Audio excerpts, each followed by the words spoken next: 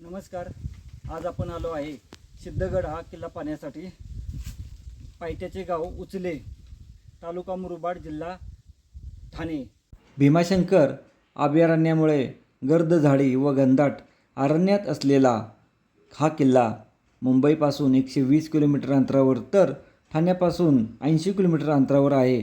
गडाच्या उत्तर बाजूला नारवली गाव तर दक्षिण बाजूला बोरवाडी गाव असून या दोन्ही गावातून किल्ल्यावर जाण्याचा मार्ग आहे. परंतु आत्ता बोरवाडी मार्गे हा रस्ता बंद करण्यात आला आहे. कल्याण, मुरबाड, म्हसा, नारवली, उचले, धापटपाडा असा एक गाडीमार्ग असून हे अंतर 60 किलोमीटर तर कल्याण, मुरबाड, म्हसा, जांभुर्डे, बोरवाडी या दुसऱ्या गाडीमार्गाचे अंतर 70 किलोमीटर अंतर आहे.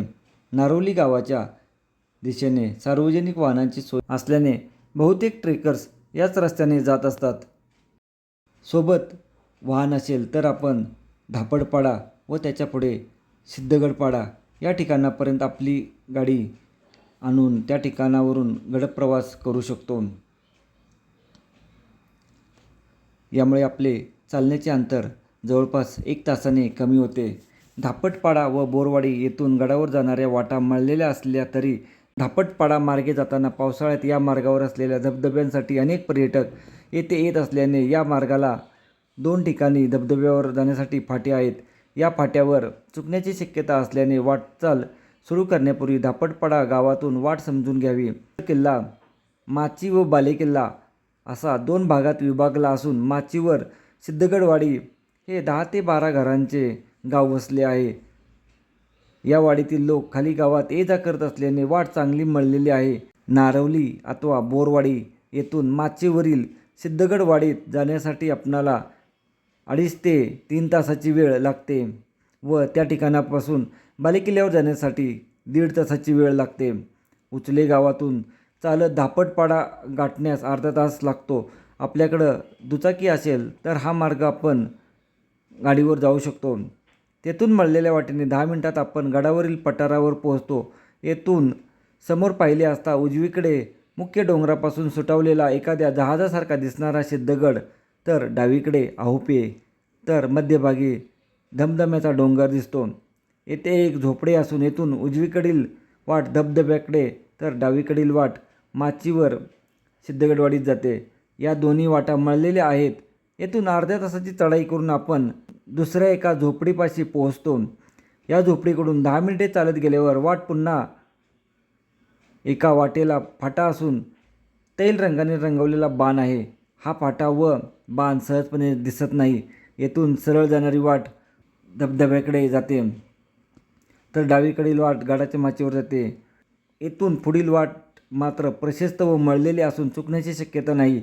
या वाटेने चढत अर्ध्या तासात आपण ओढ्याचे पात्र ओलांडून पलीकडे जातो व गडाच्या बांधीव वाटेला सुरुवात होते. या वाटेने वर चढत जाताना उजवीकडे एका ठिकाणी सपाटीवर कातळात खोदलेले पाण्याचे टाके आहे. त्या टाक्यातील पाणी हे पिण्यायोग्य आहे व ते वर्षभर असते. हे टाके पाहून झाल्यावर पुढे गडाचे पडझड झालेले बांधकाम दिसते. विखुरलेल्या या अवशेषात अनेक घडीव दगड असून या ठिकाणी दरवाजाचा अडसर कोरलेले दगड पाहायला मिळतात. उजवीकडील कातळावरून वाहून येणारे पाणी वाटेवर येऊ नये यासाठी या भागात कड्याखाली उबडधोबड दगडांचा नाला बांधलेला आहे. या कड्यावर अर्धवट खोदलेले पाण्याचे टाके असून डावीकडे कड्यावर पाण्याचे दुसरे टाके खोदलेले आहे. डावीकडील टाक्याकडे जाण्यासाठी कातळात पायऱ्या कोरलेल्या आहेत. या टाक्यातील पाणी हे पिण्यायोग्य आहे. हे सर्व बांधकाम पाहता या भागात गडाची चौकी अथवा दरवाजा असण्याची शक्यता आहे. येथून पुढे 10 मिनिटात बांधीव पायवाटेने आपण गडाच्या माचीवरील उत्तराभिमुख कमानीदार असणाऱ्या दरवाजात पोहोचतो. दरवाजाची डावीकडील तटबंदी झाडीने झाकोळली असून उजवीकडील घडीव दगडात बांधलेली तटबंदी पाहायला मिळते. दरवाजाच्या अलीकडे डाव्या बाजूला दिसणारी वाट बोरवाडीतून आलेली वाट आहे. दरवाजातून आत न जाता सर्वप्रथम बोरवाडीच्या वाटेला लागावे. या वाटेने थोडे पुढे गेल्यावर एक कोरीव समाधी पाहायला मिळते. या समाधी शेजारी दिवा लावण्यासाठी लहानसा कोरीव स्तंभ आहे. पठाराच्या काठाने दरीच्या दिशेने फेरी मारली असता टोकावर तटबंदीच्या पायासाठी खोदलेली चौकोनी व गोलाकार आकाराचे मोठमोठे खळगे पाहायला मिळतात. तर काही ठिकाणी रचीव दगडांची ढासळलेली तटबंदी दिसते. या ढासळलेल्या तटबंदीतून बोरवाडीकडे जाणारी वाट दिसते. येथून मागे फिरून पुन्हा दरवाजाकडे यावे. दरवाजाच्या आतील बाजूस देवडीचा चौतारा असून आतील पाणी वाहून जाण्यासाठी बाहेरील बाजूस दगडी पन्हाळ बांधलेले आहेत. दरवाजाच्या आत येऊन काही अंतरावर पुढे गेल्यावर डाव्या बाजूस उंचवट्यावर एक मंदिर पाहायला मिळते. नारमाता मंदिर आहे. मंदिरात जाण्याच्या अगोदर आपणाला एकूण 4 विरगळ पाहायला मिळतात. येथून पुढे आल्यावर उजवीकडील झाडी चौकोनी आकाराच्या व चारही बाजूस कोरलेल्या अजून 2 विरगळी पाहायला मिळतात. येथून पुढे सरळ जाणारी वाट सिद्धगडवाडी जाते, तर डावीकडील वाट ही उंच मंदिराकडे जाते.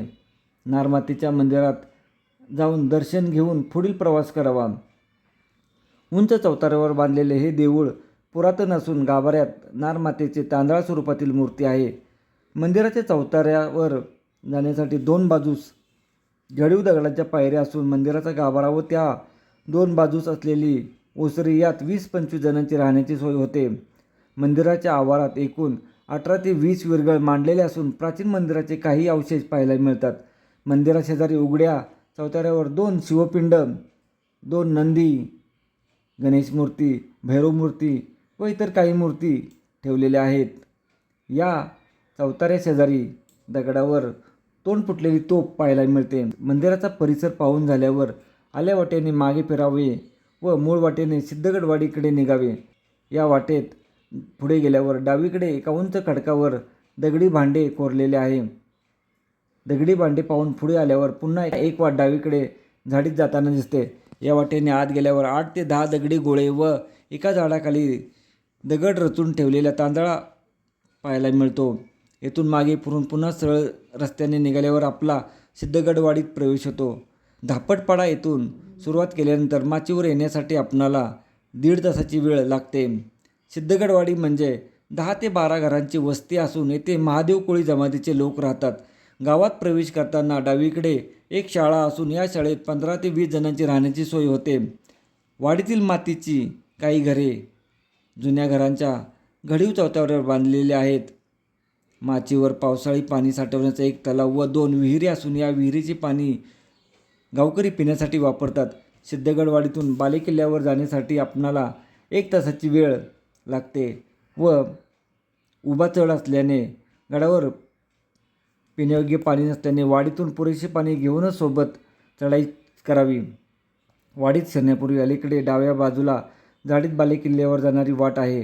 सुरुवातीची वाट दाट झाडीतून जाणारी असल्याने व फारशी मळलेली नसल्याने वाडीतून वाट समजून घ्यावी. या वाटेने अर्धा तासाची थकवणारी चढाई केल्यावर नव्याने बांधलेली एक समाधी पाहायला मिळते. बारकाईने पाहिल्यास ही समाधी गडाच्या वाटेवर असलेल्या चौकीच्या चौताऱ्यावर उभारलेली आहे. येथून 10 मिनिटे चढून गेल्यावर वाटेच्या डाव्या बाजूस कातळात कोरलेली एक गुहा पाहायला मिळते. गुहेचा तोंडाकडील भाग घडीव दगडांनी बांधलेला असून त्यात दरवाजा बांधलेला आहे. गुहेत जाण्यासाठी एकावर एक दगड रचून पायऱ्या बनवल्या आहेत. गडाच्या वाटेवर मुक्काम करायचा झाल्यास 15 ते 20 लोकांना या गुहेत राहता येईल. गुहेच्या दोन्ही बाजूस कातळात कोरलेली पाण्याची 2-2 टाकी पाहायला मिळतात व एका टाक्यातील पाणी पिण्यायोग्य आहे. गोरखगड व आहुपे डोंगराचे सुंदर दर्शन घडते. येथून पुढे कातळातील पायवाट, पायऱ्या, पुन्हा पायवाट, पुन्हा पायऱ्या असा अर्धा तासाचा चढत आपण बालेकिल्ल्याखाली पोहोचतो. या ठिकाणी वाटेवरच पहारेकऱ्यांसाठी खोदीव एक लहान आकाराची गुहा पाहायला मिळते.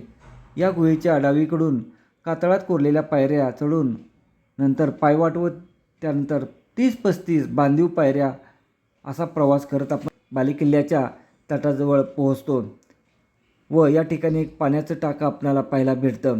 तटाजवळ मध्यम आकाराचे कातळात कोरलेले पाण्याचे टाके आहे. किल्ल्याच्या या भागात असलेला दरवाजा पूर्णपणे नष्ट झाला असून भग्न तटबंदीतून आपण गडावर प्रवेश करतो. निमुळत्या आकाराचा गडमाथा समुद्रसपाटीपासून 2170 फूट असून साधारण 4 एकरवर पूर्व-पश्चिम पसरलेला आहे. गडावर प्रवेश केल्यावर समोरच दगडी नंदी असून त्यासमोर कड्याच्या काठावर कातळात कोरलेले शिवलिंग ठेवलेले आहे.